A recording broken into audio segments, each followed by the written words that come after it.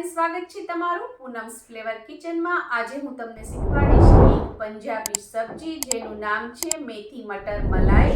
આજકાલ બાળકો અને યંગ જનરેશન મેથી ખાવાનું બિલકુલ પસંદ નથી કરતા, તો આ સબ્જી તમે બનાવશો તો એ લોકો હોંશે હોંશે ખાશે। એક તો પંજાબી છે, પંજાબી લોકોને બહુ જ ભાવતું હોય છે અને આ સબ્જીની જે ગ્રેવી બનવાની છે એકદમ રીચ અને ક્રીમી બનવાની છે અને મેથીનો બિલકુલ કડવો ટેસ્ટ અંદર નહીં આવે। તો જરૂરથી બનાવજો આ સબ્જી। આના માટે મેં લીધી છે મેથી, જેના ડાળખા અલગ કરી લીધા છે અને આ પાન છે એને આવી રીતે રફલી ચોપ કરી લીધા છે અને આ પાનનું જ વજન 200 ગ્રામ છે। એની સાથે લીધા છે મેં 100 ગ્રામ વટાણા, લીલા વટાણા લીધા છે અને આ બે વસ્તુને સારી રીતે ધોઈ લેવાની છે। અને ગ્રેવી માટે મેં લીધા છે અહીંયા 2 નંગ ટમેટા। ટમેટાનો વજન છે 100 ગ્રામ જેટલો।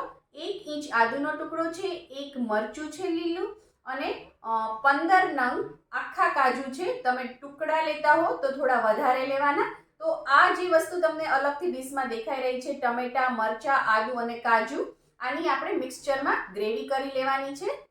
એક ટિપ્સ તમને આપી દઉં, જ્યારે પણ તમે મેથીની ભાજી ખરીદવા માટે માર્કેટમાં જાઓ તો જે મેથીના પાન આગળથી આ રીતે ગોળ હોય, રાઉન્ડ શેપ આવતો હોય અને આ રીતે પોળા હોય, જોઈ શકો છો તમે આ પાન બધા આવી રીતે રાઉન્ડ શેપ આવતો હોય અને પોળા હોય એવા પાન લેવાના છે।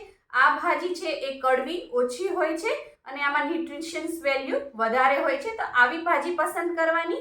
લાંબા પાનવાળી ભાજી ક્યારેય પણ પસંદ નહીં કરવાની। એ ભાજી તમને કડવી પણ વધારે લાગશે અને ચડશે તો એકદમ ઘાસ જેવું લાગશે, ચડશે નહીં પ્રોપરલી, એટલે એનો ટેસ્ટ પણ સારો નહીં આવે। તો જ્યારે પણ પસંદગી કરો મેથીની તો આ વાત ખાસ ધ્યાન રાખજો। અહીંયા મેં ગેસ ઉપર એક પોળું વાસણ રાખી દીધું છે અને એને અડધું પાણીથી ભરી દીધું છે। તમે કોઈ પણ પોળું વાસણ આ રીતે લઈ શકો છો, તપેલી પણ લઈ શકો છો। એને મેથી ડૂબે એટલું આપણે પાણી ભરી દેવાનું છે। આમની અંદર આપણે નાખીશું આ મેથીની ભાજી। અત્યારે તમને ક્વોન્ટિટી બહુ જ વધારે લાગતી હશે, પણ હમણાં તમે જોશો તો મેથીની ભાજી એકદમ ગળી જશે। આવા ગોળ પાન હશે તો એ ભાજી ખાવામાં બહુ જ સરસ લાગશે, ગળી જશે એકદમ। અને જે લાંબા પાનવાળી ભાજી આવે છે એ કૂચા જેવી લાગે છે, એટલે આ રીતે મેથી અંદર ડૂબી જાય સરખી એટલું પાણી તમારે નાખવાનું। એની સાથે જ હવે આપણે જે આ વટાણા લીધા હતા એ પણ એની અંદર મિક્સ કરી દઈશું અને થોડુંક આપણે અડધી નાની ચમચી જેટલું મીઠું નાખશું આની અંદર, જેથી મેથીની બધી જ કડવાશ આ પાણીમાં આવી જાય। મેથી બિલકુલ કડવી નહીં લાગે અને એનો કલર પણ તમે જોઈ શકો છો, એકદમ ગ્રીન જ રહેશે ને કડવાશ બધી જ પાણીમાં વહી જશે। તો આને આપણે થોડીક વાર માટે બોઇલ થવા દઈશું। જ્યાં સુધી આ વટાણા તમને સોફ્ટ ના થઈ જાય ત્યાં સુધી તમારે એને બોઇલ કરવાનું છે। મેથીની ભાજી અને વટાણાને મેં 5 થી 7 મિનિટ આ રીતે ઉકાળી લીધું છે। મેથીની ભાજી તો તરત જ ચડી જાય છે, આપણે વટાણાને ચેક કરવાના છે। એક ચમચીમાં લઈને આ રીતે પ્રેસ કરી જોવાનું, ઇઝીલી પ્રેસ થઈ જાય એનો મતલબ કે એ બફાઈ ગયો છે। અને તમે જોઈ શકો છો કલર પણ એઝ ઇટ ઇઝ ગ્રીન જ રહ્યો છે। હું ગેસની ફ્લેમ હવે બંધ કરી દઉં છું। હવે આ મેથીની ભાજીમાં જે એક્સ્ટ્રા વોટર છે એ આપણે આ રીતે સ્ટ્રેનરની મદદથી એને ગાળી લેશું। બધું જ પાણી આ રીતે નિતારી લેવાનું છે અને જે આ પાણી છે ગ્રીન કલરનું, આ કડવું હોય છે પાણી। ઘણા લોકોને કડવા શાક પસંદ હોય છે, શાકમાં કડવાશ પસંદ હોય છે, તો તમે આ પાણીનો યુઝ આગળ ગ્રેવીમાં કરી શકો છો। અને જો ઘણાને પસંદ નથી હોતું કડવું તો આ પાણી તમે ફેંકી શકો છો। હું આ પાણીનો ઉપયોગ નથી કરવાની। ગેસ ઉપર મેં એક કડાઈ મૂકી દીધી છે। કડાઈમાં મેં 2 ટેબલસ્પૂન ઓઇલ નાખેલું છે અને એની સાથે જ હું નાખું છું આની અંદર બટર। 1 ટેબલસ્પૂન બટર છે। તમારે એકલા બટરમાં બનાવવું હોય તો એકલું બટર નાખીને પણ બનાવી શકો છો અને એકલા તેલમાં બનાવવું હોય તો એમ પણ બનાવી શકો છો। મેં અહીંયા 2 મિક્સ નાખ્યું છે। હવે એની અંદર હું નાખું છું જીરું, અડધી નાની ચમચી। જીરું આપણું ફૂટે એટલે આપણે એની અંદર નાખીશું હિંગ 5 ચમચી। મેં એની અંદર નાખી છે હિંગ 1 ચપટી, ની સાથે જ થોડી આપણે 5 ચમચી જેટલી હળદર નાખીશું। અને આ બધું સરસ મિક્સ કરી દઈશું. આપણું જીરું સરસ ફૂટી જવું જોઈએ. જીરું ફૂટી જાય પછી એની અંદર આપણે નાખીશું 1 નાની ચમચી જેટલું ધાણા જીરું પાવડર. આ રીતે તેલમાં જ નાખી દેવાનો છે અને એને મિક્સ કરી દેવાનો છે. આનો ટેસ્ટ બહુ સરસ આવશે.